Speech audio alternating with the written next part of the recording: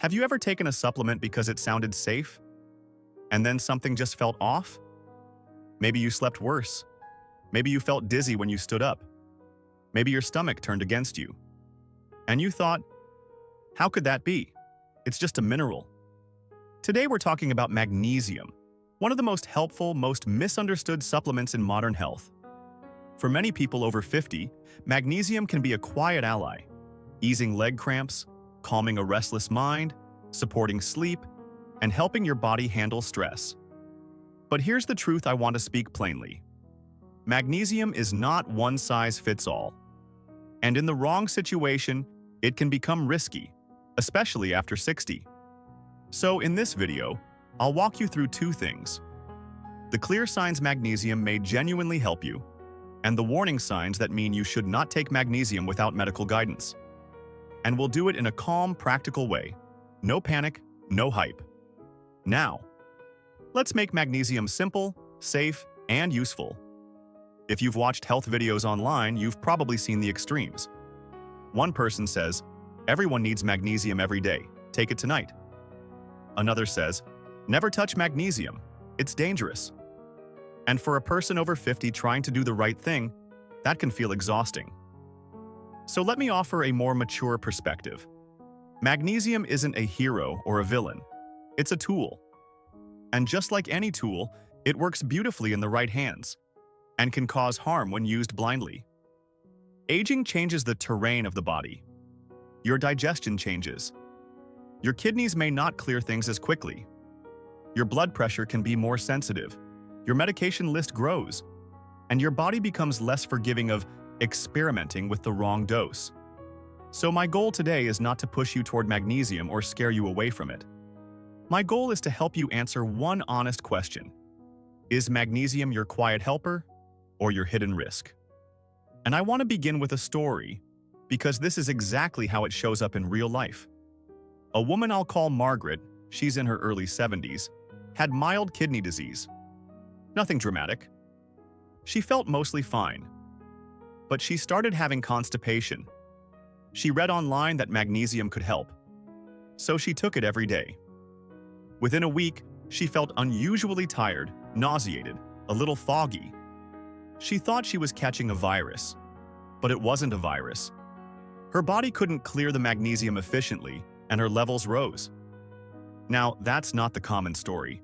Most people won't experience that. But the point is important. When kidneys are compromised, magnesium isn't just a supplement. It becomes a substance your body may struggle to remove. That's why we must talk about magnesium in a way that respects the reality of aging bodies. So let's start with the helpful side. When magnesium might truly be worth considering. Science-backed insights, why and how. A. What magnesium really does, without the textbook. Magnesium is involved in hundreds of processes. Yes, but let's translate that into everyday life. Magnesium is like a dimmer switch for your nervous system. It helps muscles relax after they contract. It supports steady electrical signaling, especially in the heart and nerves. It plays a role in energy production, blood sugar regulation, and sleep quality. And here's why it matters after 50. We live in an age of chronic stress, processed food, irregular sleep, and medications that can quietly deplete minerals. Even a good diet may not fully cover what your body needs, particularly if appetite is lower or digestion isn't as strong as it used to be. So yes, magnesium can be supportive, but you should have a reason, not a trend. Let's talk about the signs. B. 5 signs you may benefit from magnesium, the practical checklist. Sign number 1. Night leg cramps, muscle twitching, or eyelid spasms. If you've ever been drifting into sleep and suddenly your calf grabs like a vice, painful, sharp, and stubborn, that can be a clue. Or if your eyelid won't stop twitching for days. Now, cramps can come from dehydration, circulation issues, nerve compression, or low potassium too. Magnesium isn't the only factor. But magnesium often helps because it supports muscle relaxation and nerve stability. Think of your nerves like wires.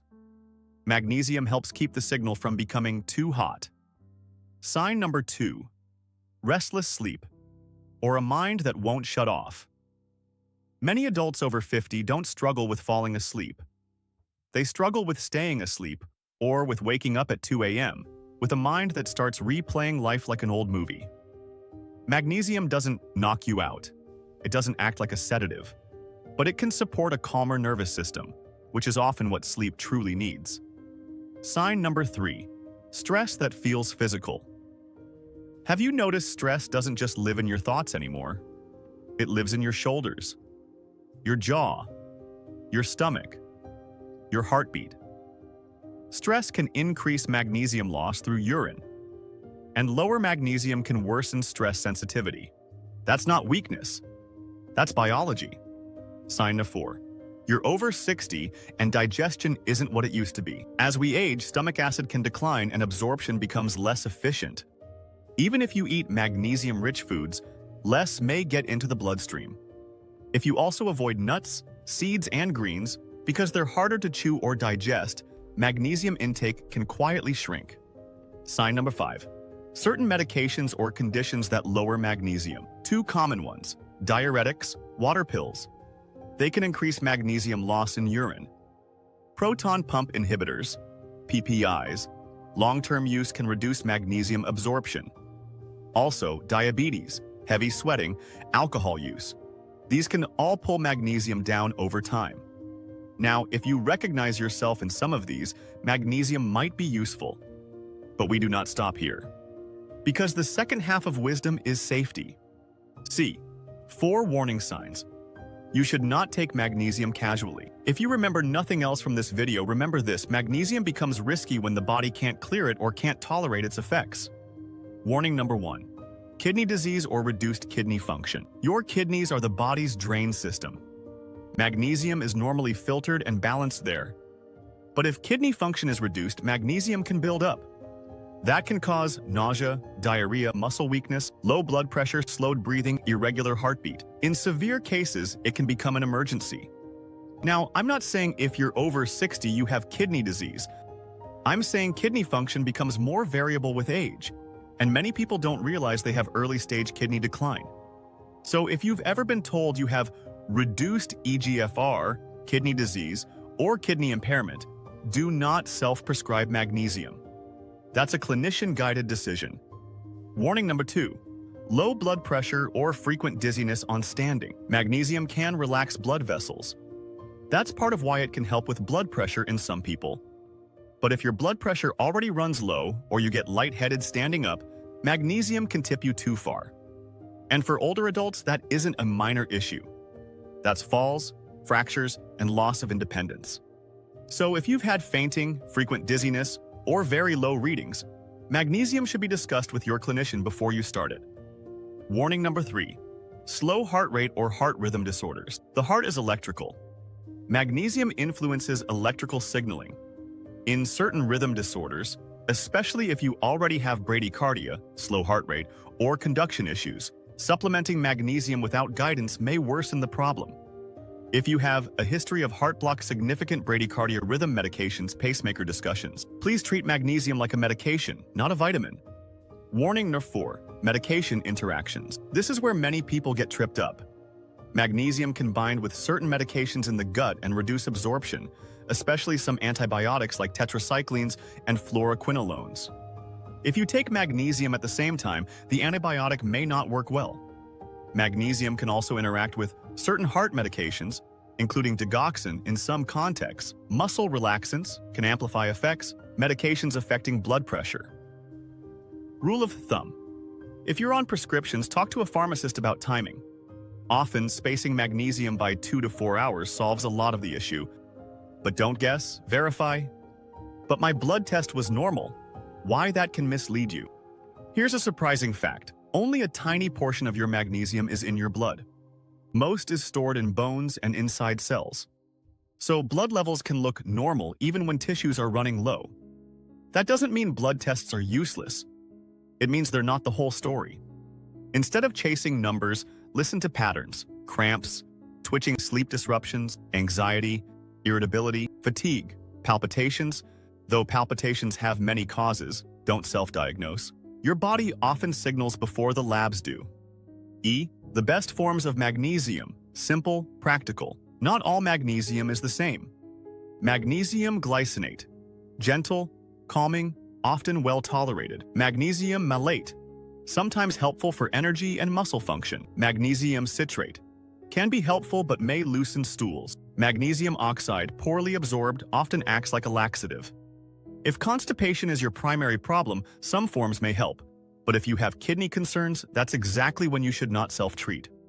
So choose the form based on the goal: sleep and calming. Glycinate often preferred muscle support and energy. Malate can be considered. Constipation: citrate oxide may work, but watch tolerance carefully. F. How much is safe? Start low, go slow. For most adults, a conservative supplemental approach is often start with 100 milliliters with dinner for a week. If tolerated, consider 200 milliliters a day, split if needed. A commonly cited upper limit for magnesium from supplements is around 350 milliliters a day for many people, unless supervised by a clinician. Not because magnesium is bad, but because higher doses increase risk of diarrhea, low blood pressure, and other side effects, especially in older adults. And let me say this clearly: more is not better. Better is better. G. Timing and absorption: small details that matter. Take magnesium with food, especially if your stomach is sensitive. Avoid taking a large dose on an empty stomach. If it causes diarrhea, reduce dose, change form, or split it. Be mindful with high-fiber meals. Fiber can reduce absorption. If you drink alcohol or lots of caffeine, magnesium loss may be higher. But don't use that as an excuse to megadose. H, magnesium, vitamin D, and calcium, balance matters. If you're taking high-dose vitamin D, especially above 4,000 IU daily, your body may require more magnesium to process and activate vitamin D, but that does not mean you should automatically add large magnesium doses. This is where people get into trouble, stacking supplements without coordination. And then there's calcium. Many older adults take calcium without magnesium and wonder why they still have cramps, stiffness, or constipation. A balanced diet is the best base. Supplements are a targeted add-on. If you take calcium supplements, consider discussing magnesium balance with your clinician. Because the goal is not more minerals. The goal is proper rhythm. Now, let's bring this together. Magnesium can help with sleep, cramps, and stress. But I want you to use it with the respect you'd give any tool that affects nerves, muscles, and the heart. Here are the red flags that mean pause and consult. Any degree of kidney impairment, blood pressure that runs low, or dizziness on standing, known heart rhythm conditions, slow pulse, or conduction concerns, multiple prescriptions, especially antibiotics, heart meds, muscle relaxants, new symptoms. After starting magnesium: weakness, unusual fatigue, shortness of breath, irregular heartbeat, persistent nausea. If you start magnesium and you feel worse, do not push through it. Stop and reassess. Health is not about endurance. It's about wisdom. Let me close with a calm perspective. Aging well isn't about chasing every supplement trend. It's about building a body that feels steady, resilient, and peaceful so you can enjoy your life, not manage your symptoms all day. Magnesium may be one small piece of that puzzle for you, but only if it fits your body and your situation. So here's what I'd like you to do next. If you're considering magnesium, write down your goal. Sleep, cramps, stress, blood sugar support, be specific. Review the 4 warning signs we discussed. If any apply, consult your clinician or pharmacist. If none apply, consider a conservative trial. Start low, go slow, and observe. Now I'd like to hear from you. Have you experienced leg cramps at night? Restless sleep? Or have you tried magnesium and had a side effect? Share your experience in the comments. Your story might help someone else make a safer choice.